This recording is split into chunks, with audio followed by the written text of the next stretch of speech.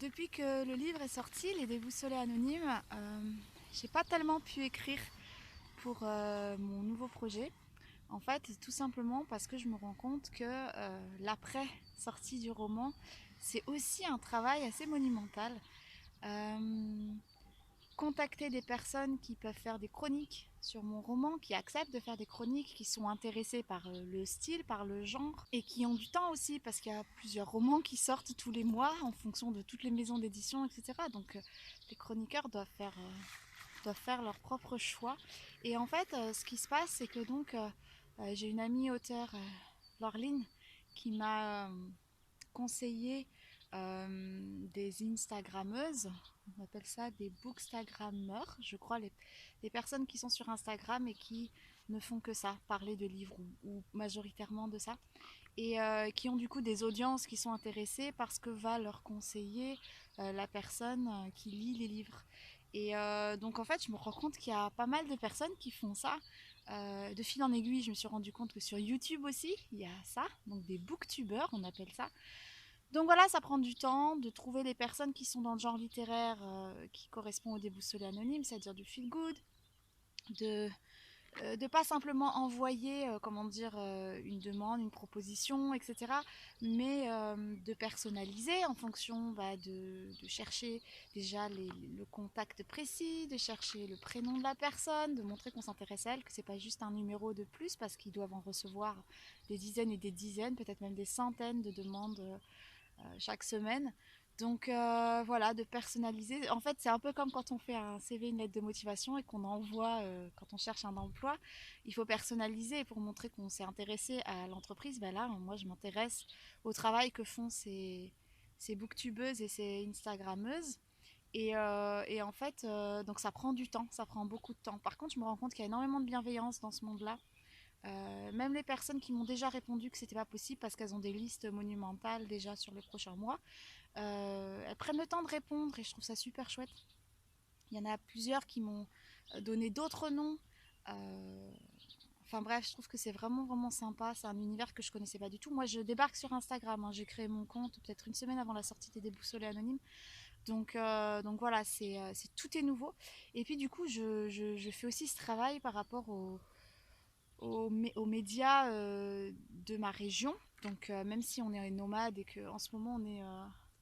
là, c'est une jolie bastide, on est vers Cahors. Quand vous verrez cette vidéo, on n'y sera plus évidemment. Mais en fait, ce qui se passe, c'est que donc nous, on est originaire d'Isère. Et donc, j'ai contacté France Bleu Isère, qui a une émission sur la littérature. Et donc j'ai cherché le nom de la journaliste qui s'occupe de cette émission. J'ai cherché le contact pour essayer de trouver une façon de contacter cette personne. Alors on trouve pas forcément le contact direct, mais du coup voilà comment tourner mon mail. J'ai envoyé mon communiqué de presse qui a été fait par ma maison d'édition. J'ai également envoyé le journal l'article qui est paru dans Femme Actuelle pour donner un petit peu de corps à mon message. Et voilà, donc j'ai fait ça avec France Bleu Isère, j'ai fait ça avec le Dauphiné Libéré, qui est un journal régional quotidien qui est très très très répandu. Donc voilà, je sais qu'ils mettent à l'honneur les auteurs de la région et les histoires qui se passent dans la région. Moi j'ai les deux, puisque mon histoire se passe à Grenoble. Donc voilà. Ça, c'est du travail que j'ai fait tous ces derniers jours. Et là, je pense que j'ai vraiment un peu ratissé très large. Ça faisait super longtemps que c'était pas arrivé. On n'a pas de réseau, c'est-à-dire que je suis à peine en H+. J'ai qu'une barre pour le téléphone et même en H+. J'ai essayé d'uploader un truc sur Insta, en fait ça passe pas, donc c'est compliqué. Le truc c'est que là je suis en train de préparer des envois des déboussolés anonymes par rapport à des personnes pour des chroniques. Aussi, qui est très important, en fait pour les chroniques j'avais tout noté là-dedans, chaque fois que j'étais sur internet, les adresses des personnes, quand elles m'ont répondu, si j'ai réécrit par mail, si j'ai réécrit directement sur Insta. Je suis un peu très organisée quand j'ai envie, j'aime bien les listes. Et en fait, j'avais noté les adresses postales pour les personnes pour qui je devais envoyer par la poste, en sachant que j'ai mis des petits dédicaces. Et ce matin, j'ai eu une réponse d'une chaîne de radio en Isère. Et en fait, la personne, la chroniqueuse, m'a demandé de lui faire un envoi du livre. Donc j'ai l'enveloppe, j'ai le livre et j'ai l'adresse qui est restée sur ma boîte mail, qui n'est pas, c'est mon adresse mail pro. Et du coup, elle n'est pas sur mon téléphone et en fait, pas moyen de me connecter pour la récupérer. Donc c'est un peu compliqué. Et en fait, si on part ce soir, l'avantage c'est que là où on est, je sais pas si vous voyez, est-ce que vous voyez, attendez, j'avance. Ouais, vous voyez le... Attendez, hop, on va essayer de faire comme ça. Vous voyez le bâtiment là. Ce bâtiment, en fait, c'est la mairie et la poste. Donc forcément, j'ai envie de pouvoir les envoyer demain matin avant qu'on reprenne la route. Là, mon homme est au téléphone. S'il est au téléphone, c'est que lui, il a du réseau. Parce qu'il a un téléphone plus moderne et j'ai l'impression que ça capte beaucoup mieux. Ça a toujours été comme ça, je sais pas pourquoi. C'est injuste. Et donc, je vais attendre qu'il termine et je vais lui demander si lui, il capte pour au moins récupérer cette adresse pour qu'au moins demain matin, avant qu'on reprenne la route, je puisse faire tous ces envois. Voilà, c'est un coût. Hein. Les enveloppes comme ça, j'en ai pris, elles se vendent par 5, donc dans n'importe quel magasin, enfin en tout cas à Carrefour, il y en avait. Et c'est une dizaine d'euros les 5. Il y a du papier bulle en fait dedans. Et il y avait plus petit format, mais plus petit format, ça a dépassé la taille des déboussolés anonymes, la taille du roman, le format du roman. Donc voilà, et ensuite il y aura les frais de port. Voilà, c'est la vie, mais il faut se donner toutes les chances, donc c'est comme ça. On est resté pour la poste. J'ai réussi avec le réseau de mon homme hier à obtenir la dernière adresse qu'il me fallait. Donc on est resté pour la poste et je viens d'aller regarder les horaires. On est jeudi et le jeudi c'est le seul jour où c'est fermé. Voilà, voilà.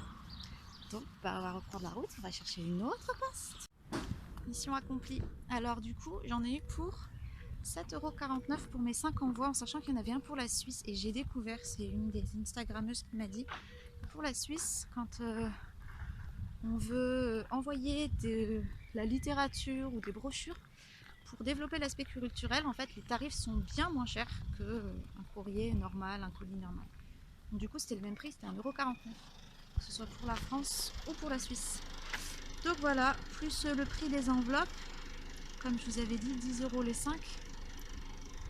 Donc voilà, je trouve qu'en termes de frais, c'est pas trop, c'est cool. Walou walou. Avant de conclure cette vidéo, je voulais juste préciser que si je peux me permettre d'envoyer des romans dédicacés à des personnes pour des chroniques, à des journalistes, donc à des chroniqueurs sur YouTube ou sur Insta, c'est simplement parce que j'ai un super contrat d'édition et que du coup ça m'a permis d'avoir des éléments en fait dans le contrat à ma disposition. Je ne les paye pas, donc comme vous avez pu voir, j'ai juste payé les frais de port. Parfois l'éditeur les envoie lui directement, mais je trouve que c'est plus sympa de pouvoir faire une petite dédicace. Donc du coup j'ai préféré qu'il m'envoie certains éléments. Kaina, viens. Allez, j'ai préféré qu'il m'envoie certains éléments et que moi je puisse les transférer directement aux personnes que j'ai envie, en sachant que de son côté évidemment mon éditeur fait aussi son job, il n'y a pas de souci. Mais voilà, je trouve que la relation est super importante. Et même si le chroniqueur n'aime pas mon roman, c'est pas grave, mais au moins il y a du respect pour son travail. Et je trouve que c'est important. Je trouve que c'est important. Nous les auteurs, on a besoin d'eux. En fait, c'est une collaboration. Et on n'est pas au-dessus ou quoi que ce soit. Et j'avais vraiment envie de faire ça bien. Donc voilà, mais si vous n'avez pas la possibilité d'avoir des éléments papier, des romans en papier, vous pouvez tout à fait envoyer des romans en version e-book, hein. C'est pas un souci. Évidemment, il y a des chroniqueurs qui ne prennent que le papier, les journalistes préfèrent que le papier, etc. Mais bon, faute de mieux, il y en a quand même qui acceptent. Et c'est très bien aussi, il faut bien démarrer quelque part. Donc voilà, faut pas se restreindre à cause de ça. Voilà, sur ce, je vous laisse ici pour cette vidéo. J'espère que les coulisses de cette partie de mon activité vous a plu. Vous découvrez en fait en même temps que moi, hein, parce que comme je vous ai dit, c'est la première fois que je fais tout ça et je trouvais intéressant de ne pas oublier en fait ces étapes-là. Voilà, je vous laisse ici et à très vite pour la suite. Ciao, ciao!